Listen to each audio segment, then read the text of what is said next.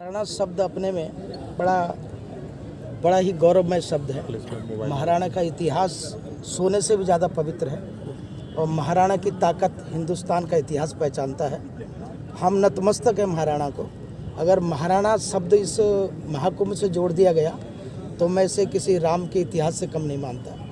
मैं उस राम का पुजारी हूँ जिस राम ने देश को सब कुछ दिया है। मैं राम की रोटी खाता हूँ। मैं समझता हूँ उसी पग चिन्हों पर महाराणा भी चले हैं और राष्ट्र के लिए जिस महाराणा ने इतना बड़ा त्याग बलिदान किया, घास की रोटी तक खाई, हमारे जैसे नमक हराम लोग होंगे अगर उनको भुला देंगे, उन्हें आज याद करके मुझे बहुत ही मैं उऋण हो गया हूँ उनसे। मुझे बहुत अच्छा लगा। आपने रामचरितमानस की चर्चा की है। इन दिनों प्रदेश में रामचरितमानस को लेकर काफी रामचरितमानस को जिन लोग इस पर टिप्पणी कर रहे हैं उन्होंने कभी पढ़ा ही नहीं। जो लोग जिस ग्रंथ को लोग उपन्यास तक नहीं फाड़ते हैं, उन्होंने इतना बड़ा धर्म ग्रंथ फाड़ा, ऐसा मैं पढ़ता हूँ, तो उन्होंने धर्म का घनघोर अपमान किया है। उन्होंने राम का अपमान किया, उन्होंने पूरे हिंदू समाज का और हिंदुस्तान का अपमान किया।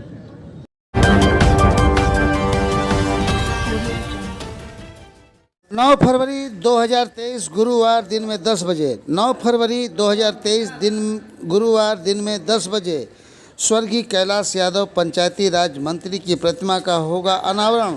माननीय अखिलेश यादव समाजवादी पार्टी के राष्ट्रीय अध्यक्ष एवं पूर्व मुख्यमंत्री, उत्तर प्रदेश सरकार नेता प्रतिपक्ष, विधानसभा उत्तर प्रदेश गाजीपुर आएंगे। लुटावन स्नातकोत्तर महाविद्यालय सकरा जैतपुरा पर स्वर्गीय कैलाश यादव पूर्व पंचायती राज मंत्री के आदमकद प्रतिमा का करेंगे अनावरण। आपकी गरिमामय उपस्थिति सादर प्रार्थनीय है, तो आप अवश्य पधारें। देखिए, इस प्रेस वार्ता का मकसद पूर्व पंचायती राज मंत्री स्वर्गीय कैलाश यादव जी की प्रतिमा का अनावरण लुटावन महाविद्यालय के प्रांगण में 9 फरवरी को दिन बृहस्पतिवार को उत्तर प्रदेश के पूर्व मुख्यमंत्री, समाजवादी पार्टी के राष्ट्रीय अध्यक्ष माननीय श्री अखिलेश यादव जी के कर कमलों द्वारा उनकी मूर्ति का अनावरण होना है। और उस अनावरण के बाद प्रेस वार्ता और प्रेस वार्ता के बाद एक बड़ी जनसभा होनी है। यही विशेष आज प्रेस वार्ता बुलाने का मकसद है। ऐसे में क्या माना जाए कि 2024 का चुनाव आने वाला है। 2024 के पहले जेपी नड्डा भी गाजीपुर से ही शुरुआत किए थे और अखिलेश यादव जी भी विधानसभा के बाद पहली बार जो गाजीपुर आ रहे हैं, तो क्या माना जाए, उनका जवाब है या क्या है? देखिए, ये पहले से पूर्व निर्धारित कार्यक्रम है। इस पूर्व निर्धारित कार्यक्रम में पिताजी की मूर्ति का अनावरण करने के लिए वो आ रहे हैं और निश्चित रूप से हम लोग काफ़ी दिनों से प्रयासरत थे कि माननीय राष्ट्रीय अध्यक्ष जी का जो प्रोग्राम लगेगा तो एक हम लोग बड़ी जनसभा करेंगे। उसी के मद्देनज़र ये कार्यक्रम आयोजित है। गाजीपुर के लंका मैदान में अखिल भारतीय क्षत्रिय महासभा के तत्वावधान में महाराणा महाकुंभ का 5वां आयोजन किया गया। क्षत्रिय समाज के लोगों ने महाराणा प्रताप के जन्मभूमि के लिए दास्ता कभी स्वीकार नहीं की। करोड़ों के हीरो मोती और राजपाट ठुकरा कर जंगल में घास की रोटी खाई, लेकिन फिर भी मातृभूमि के लिए लड़ते रहे। उनसे प्रेरणा लेकर संगठन आजीवन कमजोर, गरीब और सवर्ण समाज की लड़ाई लड़ता रहेगा। इस मौके पर हथियाराम मठ के महंत स्वामी भवानी नंदन यति जी ने भी महाराणा प्रताप के आदर्श को बताया और चलने की प्रेरणा दी। बड़ा ही गौरवमय शब्द है। महाराणा का इतिहास सोने से भी ज़्यादा पवित्र है और महाराणा की ताकत हिंदुस्तान का इतिहास पहचानता है। हम नतमस्तक हैं महाराणा को। अगर महाराणा शब्द इस महाकुंभ से जोड़ दिया गया तो मैं इसे किसी राम के इतिहास से कम नहीं मानता। मैं उस राम का पुजारी हूँ जिस राम ने देश को सब कुछ दिया है। मैं राम की रोटी खाता हूँ। मैं समझता हूँ उसी पग चिन्हों पर महाराणा भी चले हैं और राष्ट्र के लिए जिस महाराणा ने इतना बड़ा त्याग बलिदान किया, घास की रोटी तक खाई, हमारे जैसे नमक हराम लोग होंगे अगर उनको भुला देंगे, उन्हें आज याद करके मुझे बहुत ही मैं उऋण हो गया हूँ उनसे। मुझे बहुत अच्छा लगा। आपने रामचरितमानस की चर्चा की है। इन दिनों प्रदेश में रामचरितमानस को लेकर काफी रामचरितमानस को जिन लोग इस पर टिप्पणी कर रहे हैं उन्होंने कभी पढ़ा ही नहीं। जो लोग जिस ग्रंथ को लोग उपन्यास तक नहीं फाड़ते हैं, उन्होंने इतना बड़ा धर्म ग्रंथ फाड़ा, ऐसा मैं पढ़ता हूँ, तो उन्होंने धर्म का घनघोर अपमान किया है। उन्होंने राम का अपमान किया, उन्होंने पूरे हिंदू समाज का और हिंदुस्तान का अपमान किया। उन्होंने बहुत गलत काम किया। अगर वो इस चीज़ के लिए मुझसे शास्त्रार्थ करने के लिए आए तो मैं लंका चौराहे पर शास्त्रार्थ करूंगा। यदि मैं उनके साथ हार गया तो मैं संन्यास छोड़ दूंगा। उन्हें गलत व्याख्या करके लोगों को मिसगाइड नहीं करना चाहिए। कि झेलम नदी का पावन कोई नीर हमसे छीने, केसर की घाटियों की जागीर हमसे छीने, झेलम से छीने और किस मां के भाग में दम है कि कश्मीर हमसे छीने, कश्मीर हमसे छीने।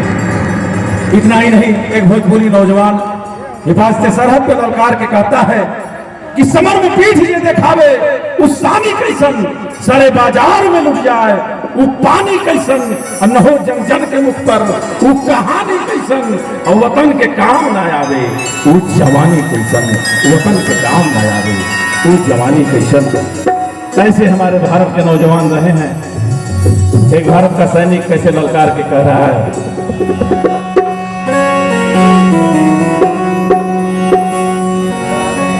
कि पीठ में धूल लाई के,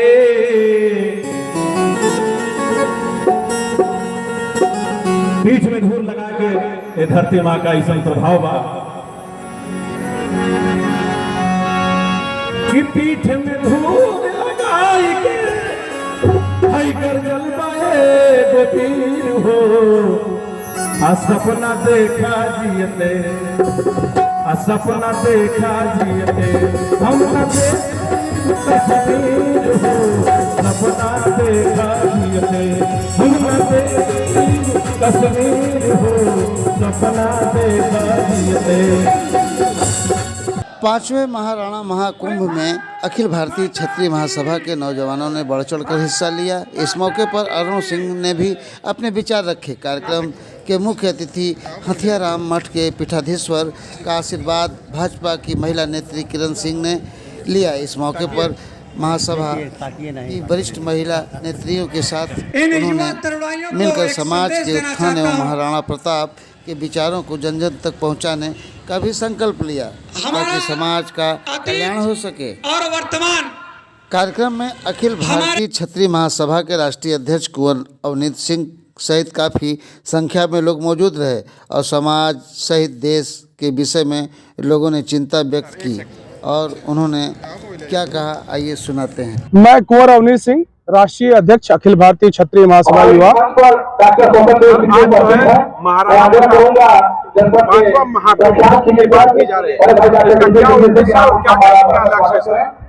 देखिए, अखिल भारतीय क्षत्रिय महासभा युवा का जो उद्देश्य है महाराणा महाकुंभ को आयोजित करने का, वो देश के राष्ट्र की रक्षा करने के लिए सीमा पर, सरहद पर जिन जवानों ने बलिदान दिया है उनके परिवारों को सम्मानित करना और राष्ट्र के अंदर राष्ट्रभक्ति को जगाने के लिए हम लोगों का आह्वान है।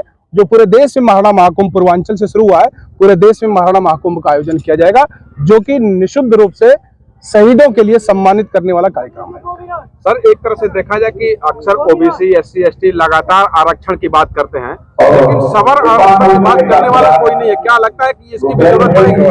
देखिए, अखिल भारतीय क्षत्रिय महासभा युवा के उद्देश्यों में सवर्ण आरक्षण और आरक्षण मुक्त भारत बड़ी प्रमुखता से रहा है। अभी पिछले कुछ वर्षों में हम लोगों ने आंदोलन किया पूरे देश में और उसका परिणाम हुआ कि सवर्णों को ईडब्ल्यूएस के अंतर्गत 10% का आरक्षण मिला है। और अगर देखिए, हमारी कोशिश है कि भारत आरक्षण मुक्त रहे, योग्यता के आधार पर लोगों को सम्मान मिले, योग्यता के आधार पर लोगों को राष्ट्र में काम करने का अवसर मिले, तभी देश का विकास हो पाएगा। इसके लिए हम लोग लगातार संघर्ष कर रहे हैं। सनातन धर्म पे कुटाराघात किया जा रहा है, रामचरितमानस की लगातार जो है धज्जियां उड़ाई जा रही है, इसको लेकर क्षत्रिय महासभा क्या कहेगा, क्या कहेगा? देखिए, कोई नई बात नहीं है। भगवान राम के युग से लेकर आज तक सदैव जो है कि इस तरह के कुठाराघात हम लोगों की संस्कृति के ऊपर, सभ्यता के ऊपर हुए हैं।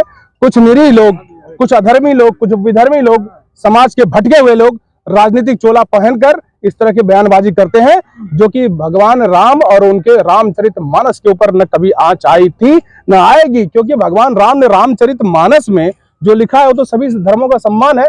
वहां भगवान राम सबरी के बेर खाते हैं तो शूद्र की व्यवस्था कहाँ है? एक क्षत्रिय, एक विधर्मी रावण का वध करता है, वही ब्राह्मण राम को भगवान मानकर उसकी पूजा करता है, वही क्षत्रिय उनकी पूजा करके उनको अपना गुरु मानते हैं। वही राम क्षत्रिय वर्ण धारण करके सबरी के जूठे बहर खाते हैं। वही राम अपने धर्म की रक्षा करने के लिए एक विधर्मी का वध करते हैं। तो ये सामाजिक परिवेश में सर्वजन हिताय सुखाय वाली सोशल इंजीनियरिंग जिसको आज कहते हैं, जो भगवान राम ने स्थापित की थी, ये बहुत अच्छा हुआ। मेरा मानना है कि इस तरह के विवाद हो रहा है ताकि जिन युवाओं को रामदास की चौपाई, रामचरितमानस की चौपाइयां नहीं पता थी, उन विधर्मियों की वजह से कम से कम बच्चे रामचरितमानस की चौपाइयां कम से कम, तो उनको भी धन्यवाद ही मैं देना चाहूंगा, लेकिन इससे हमारे धर्म सनातन के ऊपर कभी नहीं आ जाएगी। टीम न्यूज़ टुडे 24 बने रहे ऐसी ताज़ा तरीन खबरों के लिए। नमस्कार।